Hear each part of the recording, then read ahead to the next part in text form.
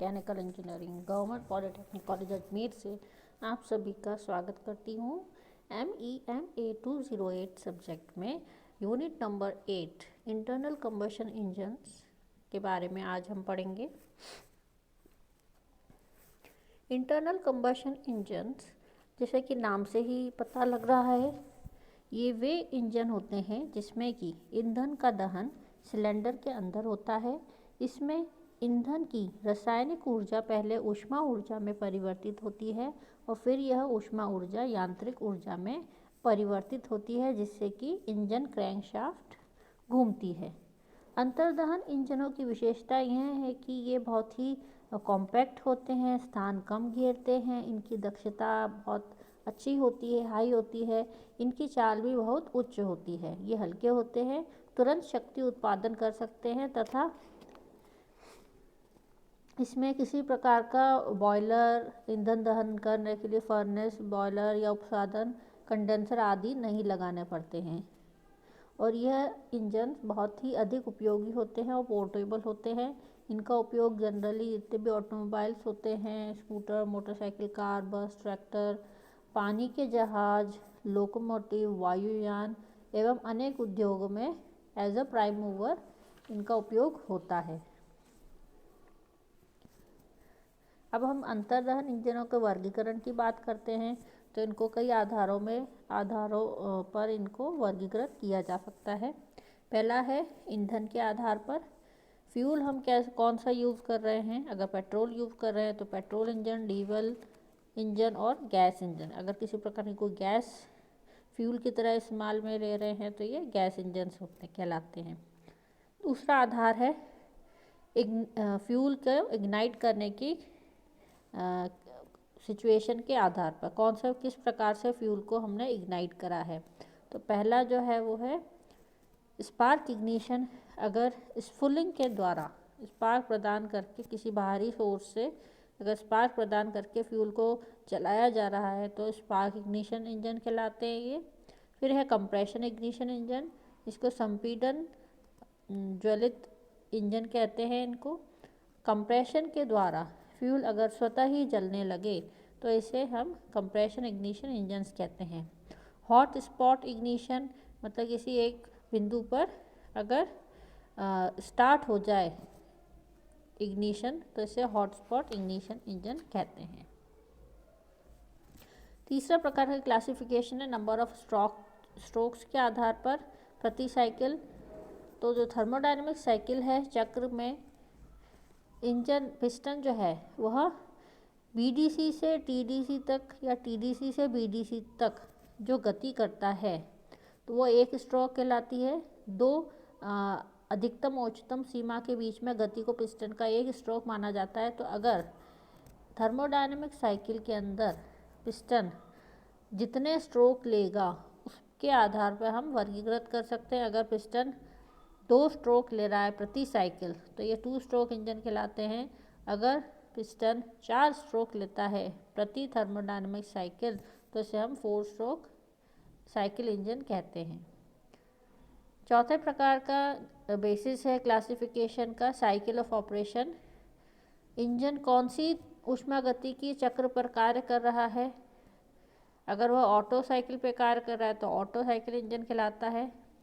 Diesel cycle पे कार्य कर रहा है तो डीजल साइकिल इंजन्स कहलाते हैं। और ड्यूल साइकिल पे कार्य कर रहे हैं तो ड्यूल कंबशन साइकिल इंजन्स कहलाते हैं। ये 3 प्रकार की ऊष्मागति की चक्र होते हैं। पांचवा आधार है according to the speed of a engine. अगर स्लो स्पीड, अगर इंजन की स्पीड 0 से 400 RPM तक है तो स्लो स्पीड इंजन कहलाते हैं। अगर इंजन की चाल 400 से 1000 RPM है, ये रिवोल्यूशन RPM जो दिए गए हैं रिवोल्यूशन प्रति पर मिनट, यह क्रैंकशाफ्ट रोटेशंस हैं। तो मीडियम स्पीड अगर 400 से 1000 तक के RPM इस इंजन चल रहा है तो मीडियम स्पीड इंजन्स कहलाते हैं। और हाई स्पीड में 1000 से RPM से अधिक अगर इंजन की स्पीड है तो हाई स्पीड इंजन्स ये कहलाते हैं। According to the cooling system, किस प्रकार का कूलिंग इस्तेमाल में सिस्टम लिया जा रहा है, क्योंकि हम जानते हैं अंतर्दहन इंजन बहुत ही हाई टेम्परेचर पे कार्य करते हैं। तो इंजन के पार्ट्स थर्मल स्ट्रेसेस के कारण से डैमेज ना हो जाए, उसके लिए इंजन की कूलिंग आवश्यक होती है। तो कूलिंग की पद्धति, अगर एयर कूल्ड इंजन है, एयर से अगर कूलिंग करी जाती है तो एयर कूल्ड इंजन कहलाते हैं। इसमें इंजन के बाहरी आवरण पर फिन्स लगा दी जाती हैं, जिससे कि एयर के साथ में कॉन्टैक्ट एरिया इंजन का बढ़ जाता है और हवा की सहायता से स्वतः ही इंजन कूल होता रहता है। वाटर कूल इंजन में इंजन की जो बाहरी आवरण है, केसिंग है, उस पर जैकेट्स लगाए जाते हैं, पानी के जैकेट, जिसमें से कूलिंग वाटर सर्कुलेट होता रहता है, तो वो इंजन को ठंडा रखता है। तीसरा प्रकार की कूलिंग है इवेपोरेटिव टाइप कूलिंग इंजन। इसमें इवेपोरेशन की पद्धति के द्वारा इंजन की कूलिंग की जाती है। According to the method of fuel injection, fuel किस प्रकार से इंजन के अंदर अंतक्षेपित करा जा रहा है, इंजेक्ट करा जा रहा है। तो पहला जो है कार्बोरेटर इंजन होते हैं कि कार्बोरेटर की सहायता से एयर और फ्यूल का मिक्सचर करके और इंजन में पहुंचाया जाता है। एयर इंजेक्शन सिस्टम में एयर को फ्यूल इंजन के अंदर इंजेक्ट करा जाता है। सॉलिड इंजेक्शन सिस्टम के अंदर जो इंजेक्शन है वह सॉलिड तरीके से, सॉलिड इंजेक्शन के अंदर जो डीजल जो है उसको, ये एयर इंजेक्शन और सॉलिड इंजेक्शन इंजन दोनों ही बेसिकली डीजल इंजन्स होते हैं। सॉलिड इंजेक्शन के अंदर केवल डीजल को ही यांत्रिक साधनों के द्वारा सिलेंडर के अंदर भेजा जाता है, जबकि एयर इंजेक्शन सिस्टम में डीजल जो है उसको संपीड़ित वायु के द्वारा इंजन सिलेंडर में भेजा जाता है। आठवां प्रकार का क्लासिफिकेशन है नंबर ऑफ सिलेंडर्स के आधार पर। पहला है अगर एक ही सिलेंडर इंजन के अंदर यूज़ हो रहा है जिससे कि पावर प्रोड्यूस हो रही है तो सिंगल सिलेंडर इंजन कहलाता है। मल्टी सिलेंडर इंजन्स अगर एक से अधिक सिलेंडर हो तो वो मल्टी सिलेंडर इंजन्स कहलाते हैं। जितनी भी छोटी गाड़ियाँ होती हैं, मोपेड्स, मोटरसाइकिल वगैरह, वो सिंगल सिलेंडर इंजन होते हैं उसमें, जबकि जितने भी अधिक शक्ति कार्य उत्पादन के लिए मल्टी सिलेंडर इंजन्स का उपयोग किया जाता है। जितनी अधिक शक्ति की आवश्यकता होती है उतने ही सिलेंडर्स की संख्या बढ़ती जाती है। फिर है इंजन्स का क्लासिफिकेशन सिलेंडर्स के अरेंजमेंट के आधार पर। इस सिलेंडर किस स्थिति में, पोजीशन में रखे हुए हैं, उसके आधार पर हम वर्गीकृत कर सकते हैं आईसी इंजन्स को। वर्टिकल इंजन्स, अगर सिलेंडर जो है वो वर्टिकल स्थिति में रखा है, अगर हॉरिजॉन्टल रखा है तो हॉरिजॉन्टल इंजन। रेडियल इंजन्स, जिसमें किसी सर्कल की त्रिज्या के दिशा के अंदर, मतलब रेडियली अगर सिलेंडर अरेंज है तो वो रेडियल इंजन कहलाता है। Inline multi cylinder engine, V type multi cylinder अगर वी शेप बना रहे हैं, लाइन शेप बना रहे हैं, अपोजिट डायरेक्शन में रखे हुए सिलेंडर तो अपोजिट सिलेंडर इंजन, और पिस्टन जो है वो अपोजिट डायरेक्शन में गति करते हैं, इस तरह से अरेंजमेंट है तो वो अपोजिट पिस्टन इंजन कहलाते हैं। तो ये है सिलेंडर और पिस्टन की पोजीशन के आधार पर हम क्लासिफाई कर सकते हैं इंजन्स को। अब हम मेन कंपोनेंट्स की बात करते हैं। किसी भी आईसी इंजन के मेन कंपोनेंट क्या क्या होते हैं।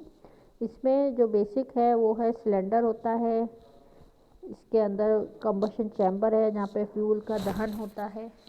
फिर पिस्टन कनेक्टिंग रॉड से कनेक्ट है गर्जन पिन के द्वारा। क्रैंकशाफ्ट कनेक्टिंग रॉड जो है क्रैंकशाफ्ट तक कनेक्टेड है बियरिंग्स के द्वारा, और यहाँ पे एक डेड वेट भी लगा हुआ है जो कि क्रैंकशाफ्ट के वेट को बैलेंस करता है। ये क्रैंकशाफ्ट क्रैंक केस के अंदर होता है। सिलेंडर ब्लॉक जिसके अंदर कूलिंग वाटर जैकेट्स लगी हुई हैं। कंबशन चैम्बर के टॉप के ऊपर सिलेंडर हेड पे इनलेट और एग्जॉस्ट वाल्व लगे हुए हैं। वो ये वॉल स्प्रिंग के द्वारा और कैम शाफ्ट के द्वारा और टाइमिंग गियर्स की और लिंकेज मैकेनिज्म के द्वारा क्रैंक शाफ्ट से जुड़े हुए रहते हैं, कनेक्टेड रहते हैं। जहाँ से फ्रेश फ्यूल मिक्सचर सिलेंडर में एंटर करता है उस रास्ते को बोलते हैं इनटेक मैनिफोल्ड, और जहाँ से एग्जॉस्ट गैसेस बाहर निकलती हैं उस रास्ते को बोलते हैं एग्जॉस्ट मैनिफोल्ड। तो ये किसी भी एक आईसी इंजन के मेन कंपोनेंट्स होते हैं। ऊपर सिलेंडर हेड पे स्पार्क प्लग लगा हुआ है। ये जनरली पेट्रोल इंजन्स में होता है, गैसोलीन इंजन्स में जबकि डीजल इंजन में यहाँ पे fuel injector, diesel fuel injector लगा रहता है। अब हम इंजन्स की बात करते हैं, वर्गीकरण की। तो हम 4 स्ट्रोक और 2 स्ट्रोक इंजन की वर्किंग के बारे में बात करेंगे। चित्र में आप एक 4 स्ट्रोक इंजन देख सकते हैं।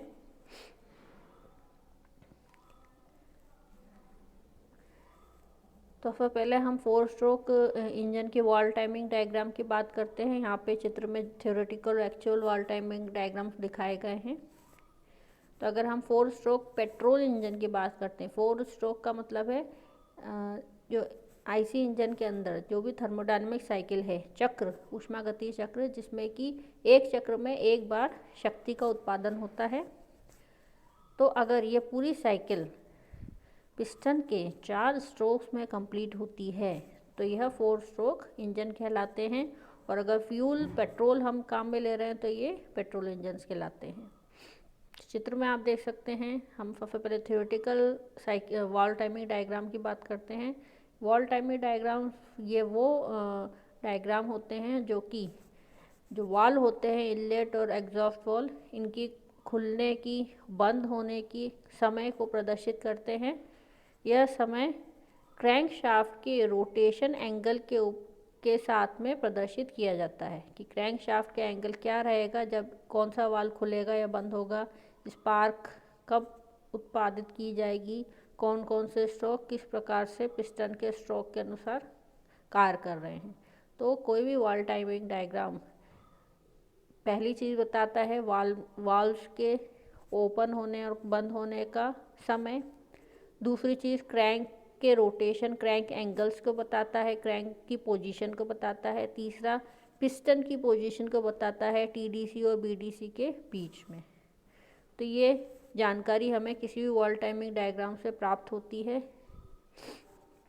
Theoretical wall timing diagram 4 stroke का पेट्रोल इंजन का यहाँ पर प्रदर्शित किया गया है, जिसमें प्रदर्शित करा है कि सैद्धांतिक तरीके से हम बात करें तो पहला जो बिंदु, जब पिस्टन जो है टीडीसी पे रहेगा और उसकी गति बीडीसी की तरफ हो रही है, पहला स्ट्रोक अगर पिस्टन लेता है टीडीसी का मतलब होता है टॉप डेड सेंटर। यह वह उच्चतम सीमा होती है जहाँ तक पिस्टन सिलेंडर में सबसे ऊपर की तरफ पहुँचता है। बीडीसी वह पोजीशन रहती है सबसे निम्नतम पोजीशन सिलेंडर की, जहाँ तक पिस्टन सबसे नीचे तक पहुँच पाता है। तो पिस्टन की गति इन दो सीमाओं के अंदर रहती है, टीडीसी बीडीसी। तो जब पिस्टन टीडीसी पे रहेगा और धीरे धीरे वह सरक कर नीचे बीडीसी की तरफ मूव हो रहा है, तो यह सिलेंडर का पहला स्ट्रोक है साइकिल का। इस स्ट्रोक को बोलते हैं सक्शन। जब पिस्टन टीडीसी पे रहेगा इस समय इनलेट वाल्व ओपन हो जाता है। क्रैंक जो है वो क्लॉकवाइज डायरेक्शन में मूवमेंट कर रहा है। क्रैंक जो है 180 डिग्री अगर मूव कर रहा है, पिस्टन टीडीसी से बीडीसी की तरफ मूव कर रहा है, इस प्रोसेस को बोलते हैं suction stroke. Fresh fuel inlet valve से होता हुआ सिलेंडर के अंदर फिल हो जाता है सक्शन के कारण। तो ये पहला स्ट्रोक यहाँ पे प्रदर्शित करा गया है। सक्शन के एंड पर जब क्रैंक 180 डिग्री घूम जाता है, पिस्टन बीडीसी पे पहुँच गया है, तो ये सक्शन कंप्लीट हो जाता है। इस समय इनलेट वाल्व क्लोज हो जाता है। फिर दूसरा स्ट्रोक स्टार्ट होता है, पिस्टन ऊपर की तरफ मूव करता है टीडीसी की तरफ वापस। दोनों वाल्व इस समय बंद होते हैं, इनलेट और एग्जॉस्ट।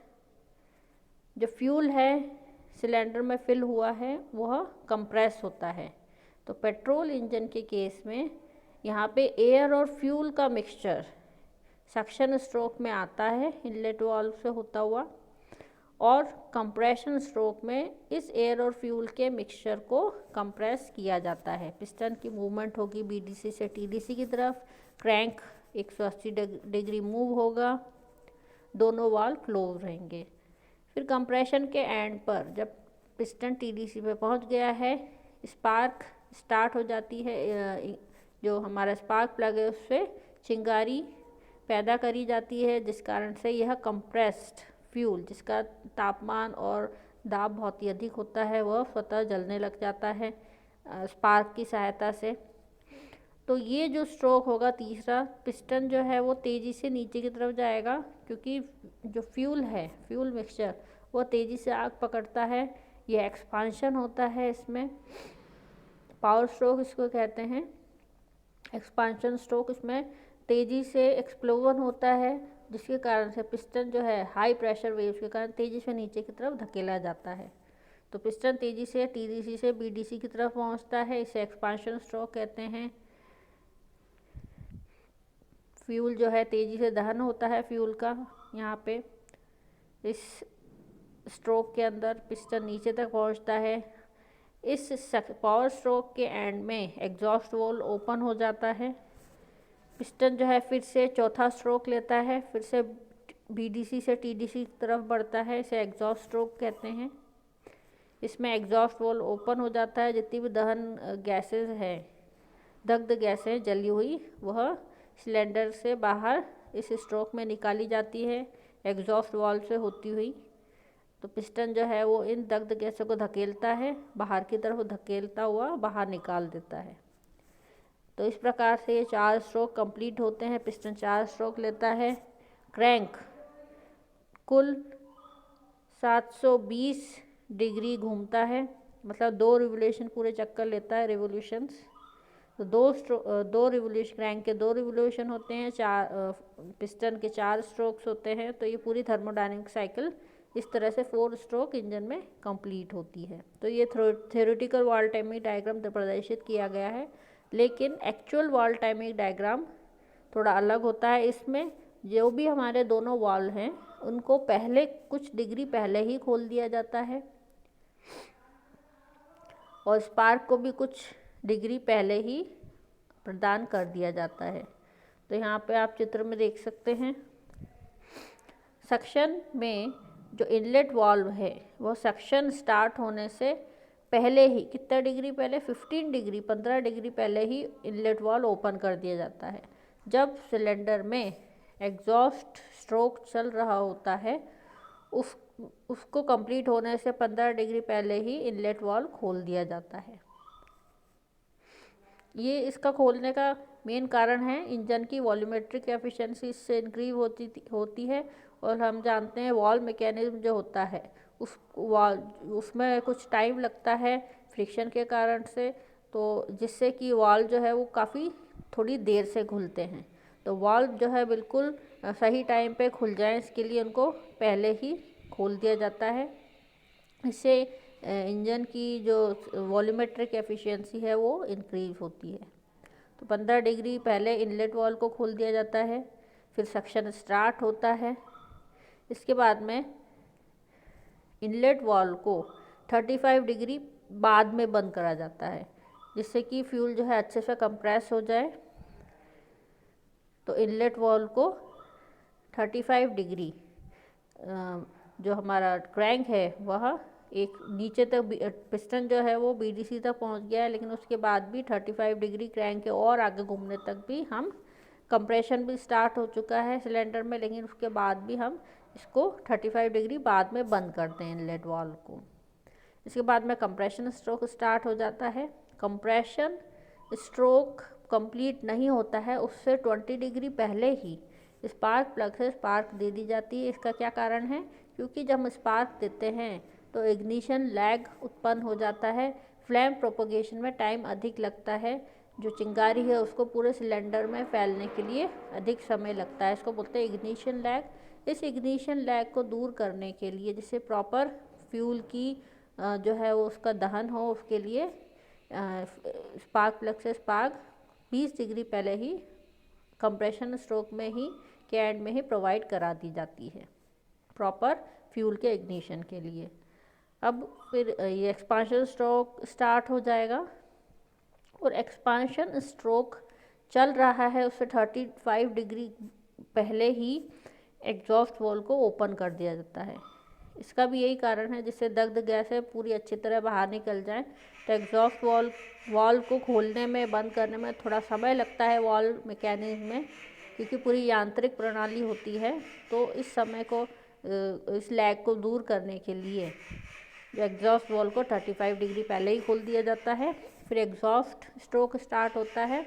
तो एग्जॉस्ट वाल्व एग्जॉस्ट स्ट्रोक के एंड में 10 डिग्री बाद में बंद करा जाता है, जिससे कि दग्ध गैसें अच्छी तरह से बाहर निकल जाए। तो ये एग्जॉस्ट वाल्व क्लोज करा गया है, यह 10 डिग्री बाद में करा गया है। इस समय सक्शन स्ट्रोक स्टार्ट भी हो जाता है। तो इस प्रकार से ये एक्चुअल वाल्व टाइमिंग यहाँ पे डायग्राम दिखाया गया 4 स्ट्रोक पेट्रोल इंजन के लिए। यहाँ पे आप देख सकते हैं चित्र के अंदर 4 स्ट्रोक इंजन का वाल्व टाइमिंग एक्चुअल डायग्राम बताया गया है। अब यहाँ पे कार्य प्रणाली आप देख सकते हैं, जो कि हमने अभी वाल्व टाइमिंग डायग्राम में देखी है 4 स्ट्रोक इंजन की। पहला स्ट्रोक इनटेक स्ट्रोक दिखाया गया है, दूसरा है कंप्रेशन स्ट्रोक, तीसरा है पावर स्ट्रोक और चौथा है एग्जॉस्ट स्ट्रोक। चारों स्ट्रोक पिस्टन के मूवमेंट और चारों जो है स्ट्रोक में एक थर्मोडायनेमिक साइकिल कंप्लीट होती है। जो मेन शक्ति का उत्पादन होता है वह एक्सपांशन स्ट्रोक में होता है, इसे पावर स्ट्रोक भी कहते हैं।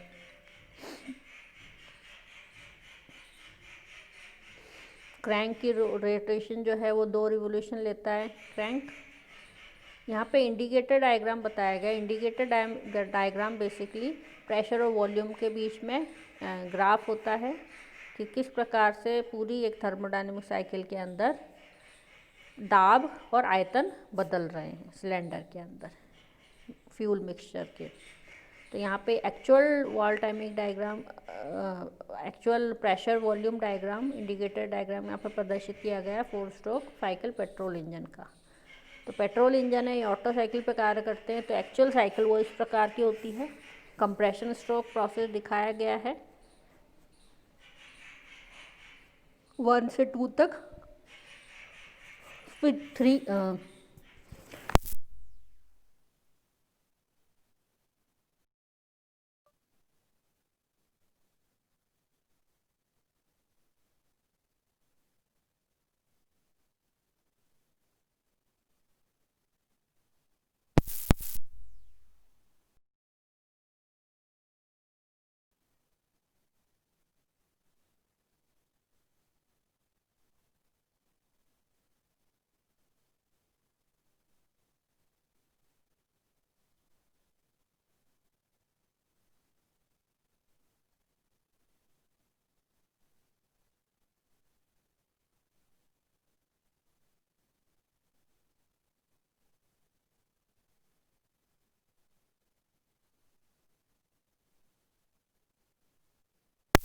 स्टार्ट हो गया।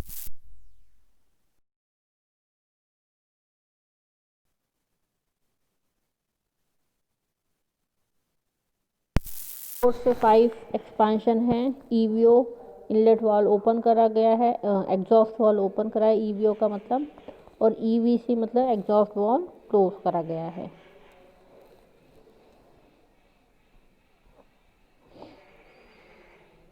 अगर हम डीजल इंजन की बात करें, डीजल एज अ फ्यूल अगर हम काम में लेते हैं पेट्रोल इंजन में, 4 स्ट्रोक इंजन में, तो इस प्रकार का ये एक्चुअल और थ्योरेटिकल डायग्राम यहाँ पर प्रदर्शित किए गए हैं।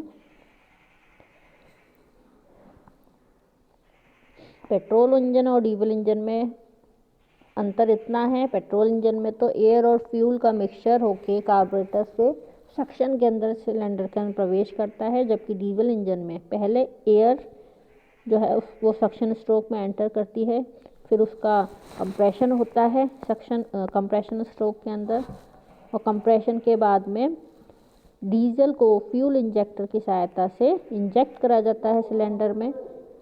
तो जो हाईली कंप्रेस्ड एयर होती है, हाई टेम्परेचर प्रेशर की एयर, उसके कांटेक्ट में आने से डीजल स्वतः ही जलने लग जाता है, क्योंकि इसका सेल्फ इग्निशन टेम्परेचर जो है वो कम होता है पेट्रोल की कंपैरिजन में। तो यहाँ पे आप देख सकते हैं एक्चुअल वाल्व टाइमिंग डायग्राम दिखाया गया है।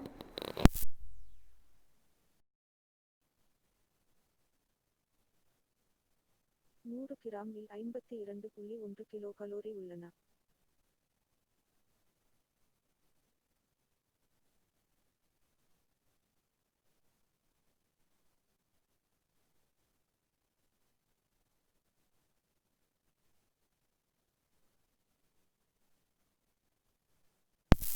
एग्जॉस्ट स्ट्रोक कंप्लीट होने वाला होता है उससे पहले ही 20 डिग्री पहले ही इनलेट वाल्व को ओपन किया जाता है। सक्शन स्ट्रोक में एयर एंटर करती है डीजल इंजन में, फिर ये इनलेट वाल्व जो है वो 30 डिग्री बाद में बंद करा जाता है। सक्शन के बाद में 30 डिग्री बाद में इसको इनलेट वाल्व को बंद करा जाता है। जब कंप्रेशन स्टार्ट हो चुका होता है एयर को कंप्रेस करा जाता है। कंप्रेशन स्ट्रोक में पिस्टन जो है कंप्रेस करता है, एयर के प्रेशर और टेम्परेचर इंक्रीज हो जाता है। कंप्रेशन के एंड होने के बाद, कंप्रेशन के एंड होने से पहले ही जो है फ्यूल इंजेक्टर से फ्यूल को स्प्रे कराया जाता है।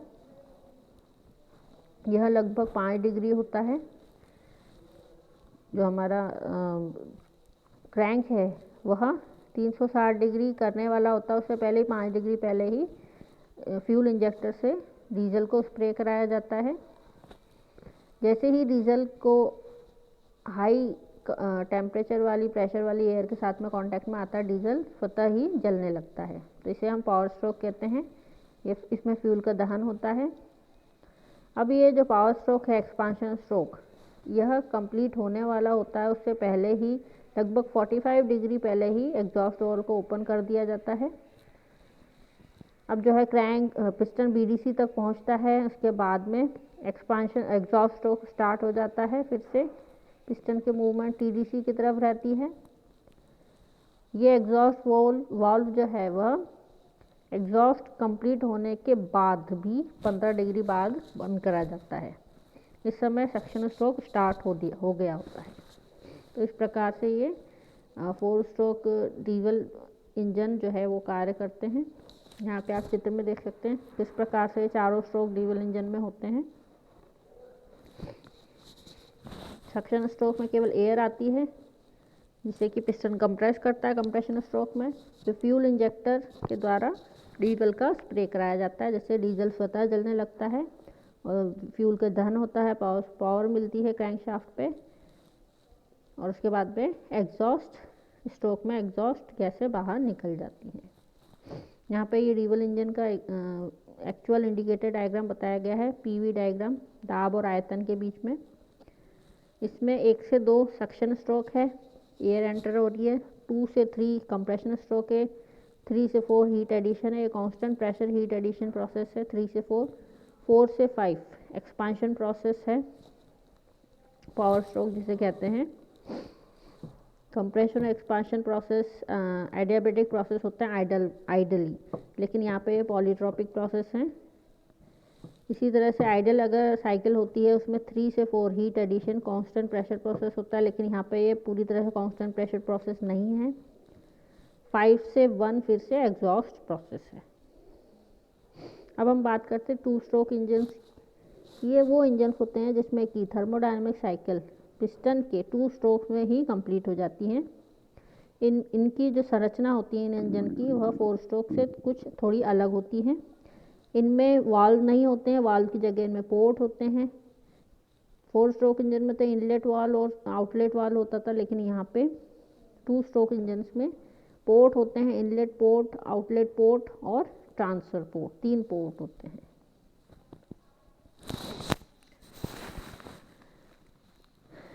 यहाँ पे चित्र में दिखाया गया है इनकी वर्किंग।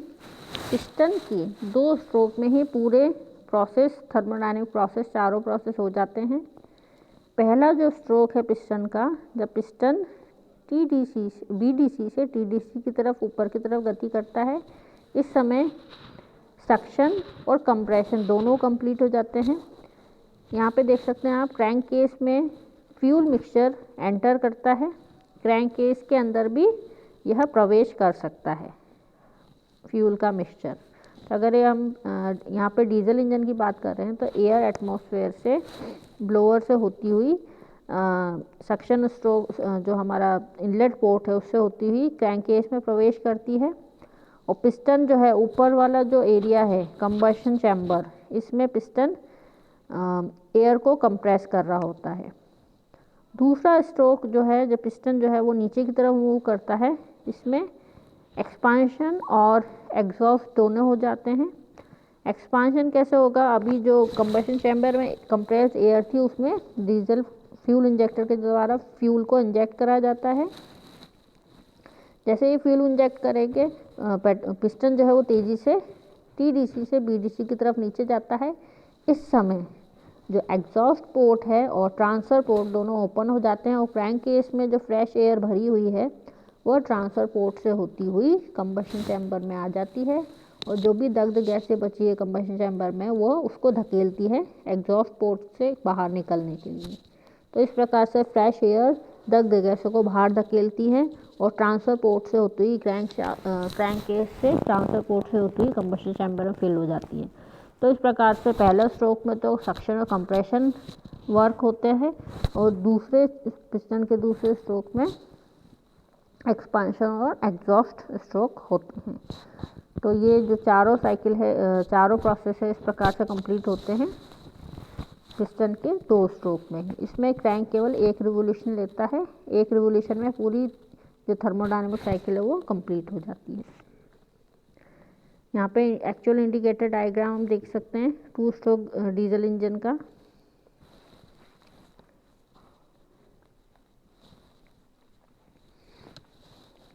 दाब और आयतन किस प्रकार से चेंज हो रहे हैं यहाँ पे।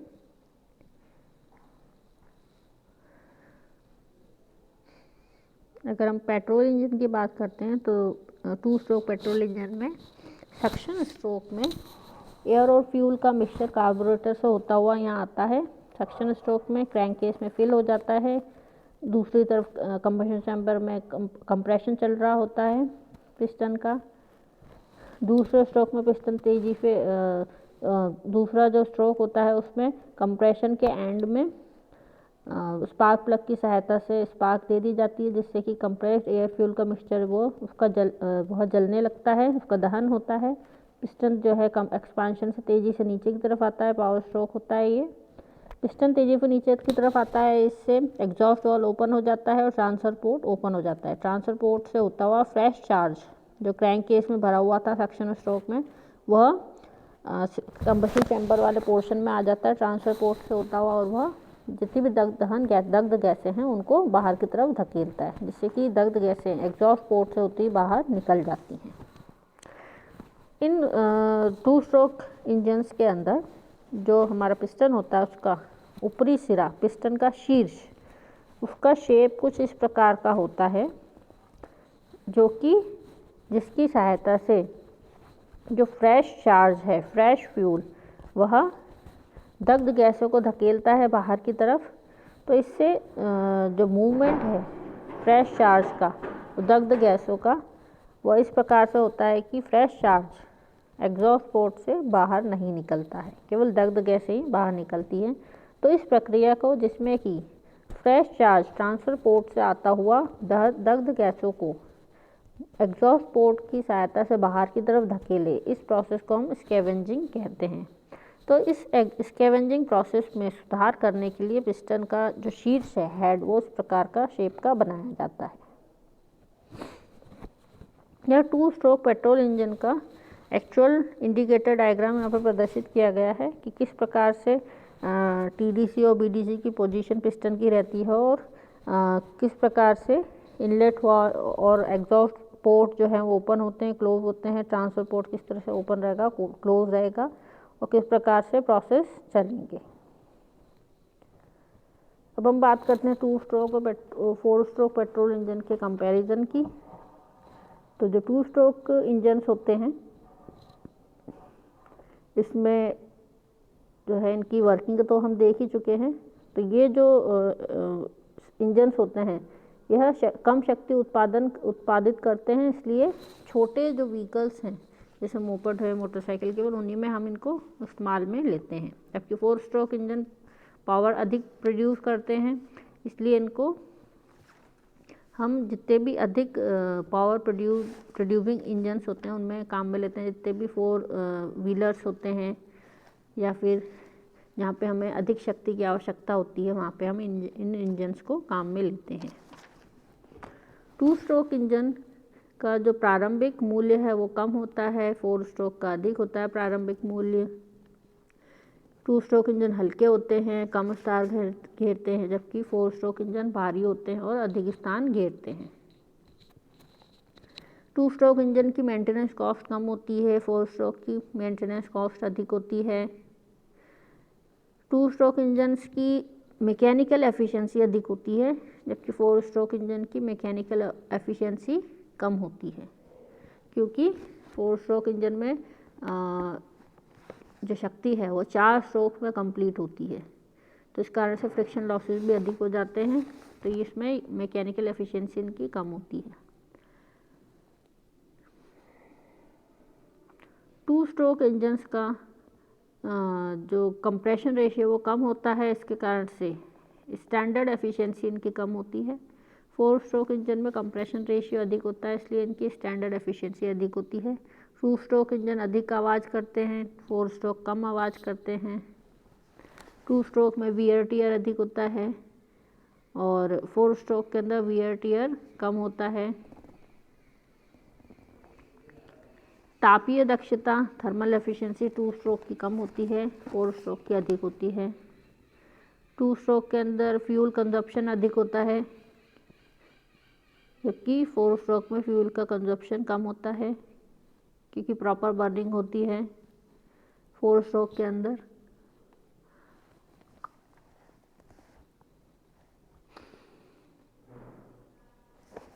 तो ये कुछ कंपैरिजन था एडवांटेज डिसएडवांटेज से 2 स्ट्रोक और 4 स्ट्रोक इंजन्स के। अब हम बात करते हैं आईसी इंजन से रिलेटेड कुछ टर्म्स की। जो टर्मिनोलॉजी होती है आईसी इंजन्स की, उनके बारे में बात करते हैं। सबसे पहले है बोर। बोर जो है सिलेंडर के व्यास को कहते हैं इंटरनल डायमीटर, इनसाइड डायमीटर को बोलते हैं। ये लीनियर मेजरमेंट होता है, जैसे कि सेंटीमीटर एमएम के अंदर हम इसकी इकाई होती है, इससे प्रदर्शित कर सकते हैं। फिर है टॉप डेड सेंटर। ये एक्सट्रीम पोजीशन होती है पिस्टन की, जब तक वो पिस्टन जो सिलेंडर है उसके हेड तक, टॉप तक पहुंचता है, इसे टॉप डेड सेंटर कहते हैं, टीडीसी। बीडीसी है बॉटम डेड सेंटर। यह एक्सट्रीम पोजीशन होती है पिस्टन की बॉटम में सिलेंडर के। फिर है स्ट्रोक। पिस्टन की टीडीसी से बीडीसी तक की मूवमेंट को, गति को या फिर लेंथ को स्ट्रोक कहते हैं, स्ट्रोक लेंथ। ये भी लीनियर डायमेंशन होता है, और स्ट्रोक लेंथ जो होता है वो क्रैंक के रेडियस का डबल होता है। Stroke length is equal to double the crank radius.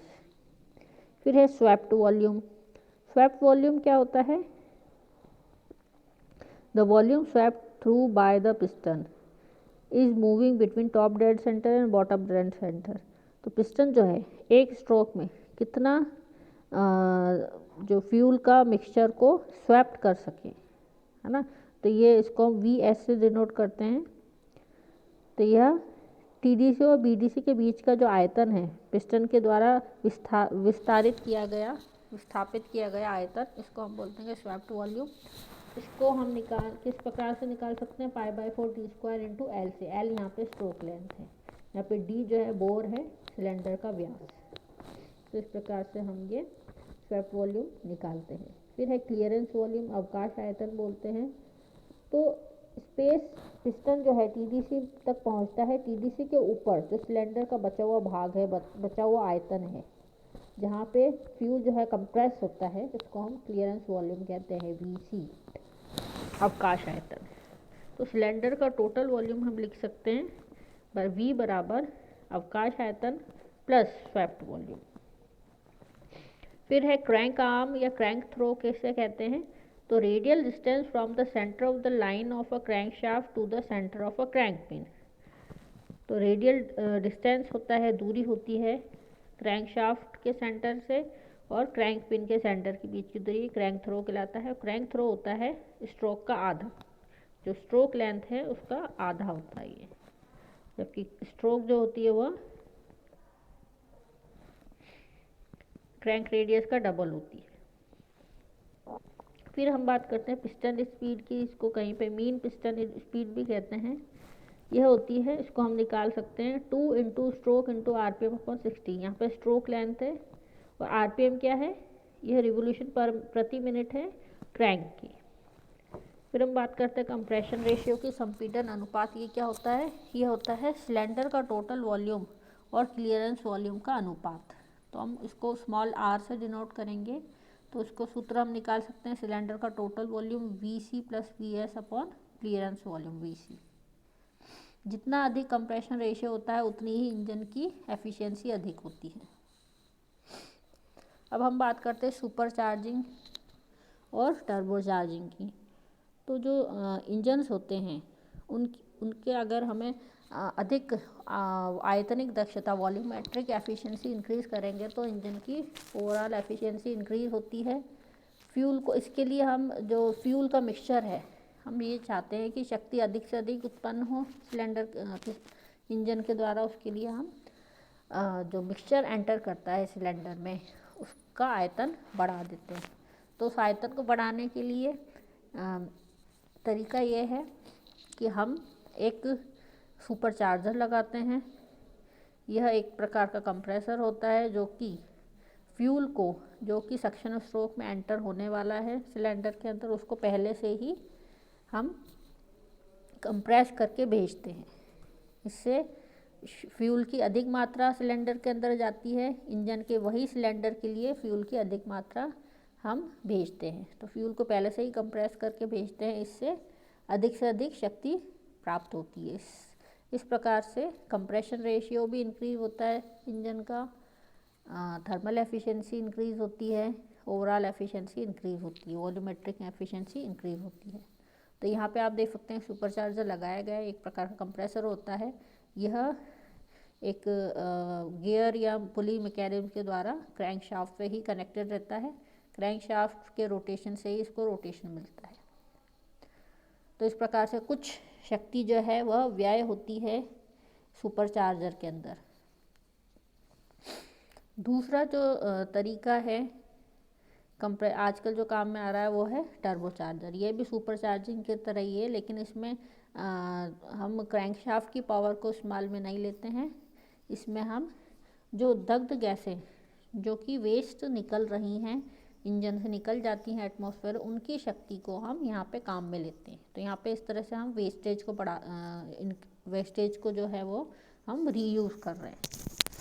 तो यहाँ पे आप चित्र में देख सकते हैं, ये इंजन है, इसमें एग्जॉस्ट पोर्ट वाल्व से होता हुआ जो दग्ध गैसें निकल रही हैं उसके रास्ते में हमने एक कंप्रेसर लगाया है, टरबाइन लगाया है। यह टरबाइन इन दग्ध गैसों की जो टेम्परेचर और प्रेशर है उसकी सहायता से घूमता है और इस टरबाइन से कनेक्टेड है, शाफ्ट की सहायता से कपल्ड है कंप्रेसर। ये टरबाइन जो है इसको रोटेशन मोशन देता है कंप्रेसर को। अब जो एयर या फिर फ्यूल एंटर होता है यहाँ पे कंप्रेसर में, वह इसको कंप्रेस करके भेजता है सक्शन स्ट्रोक से होता हुआ, इनलेट वाल्व से होता हुआ सिलेंडर के अंदर। तो इसमें हम देख सकते हैं बाहरी किसी प्रकार की पावर नहीं देनी पड़ रही है सुपर चार्जर के अंदर। इसे हम टर्बो चार्जर कहते हैं। जितनी भी दग्ध गैस है उससे जो वेस्ट एनर्जी है उसी को हम यहाँ पे रीयूज़ कर रहे हैं, तो इसे हम टर्बो चार्जर कहते हैं। तो इसके फ़ायदे ये हैं, सुपर चार्जर के कंपैरिजन में किसी प्रकार की बाहरी शक्ति उसमें देने की आवश्यकता, खर्च करने की आवश्यकता नहीं होती है। हम वेस्टेज को ही रीयूज़ कर रहे हैं। इससे ओवरऑल एफिशिएंसी इंक्रीज होती है, इंजन की वॉल्यूमेट्रिक एफिशिएंसी इंक्रीज होती है, पावर अधिक उत्पादित होती है। तो इस प्रकार से ये लाभ है टर्बो चार्जर के। जितने भी अधिक शक्ति उत्पन्न करने के लिए जो व्हीकल्स होते हैं, ऑटोमोबाइल या फिर शिप्स, मेराइन ड्राइव वगैरह, उन सभी में टर्बो चार्जर उपयोग में लिया जाता है। तो इस प्रकार से आज हमने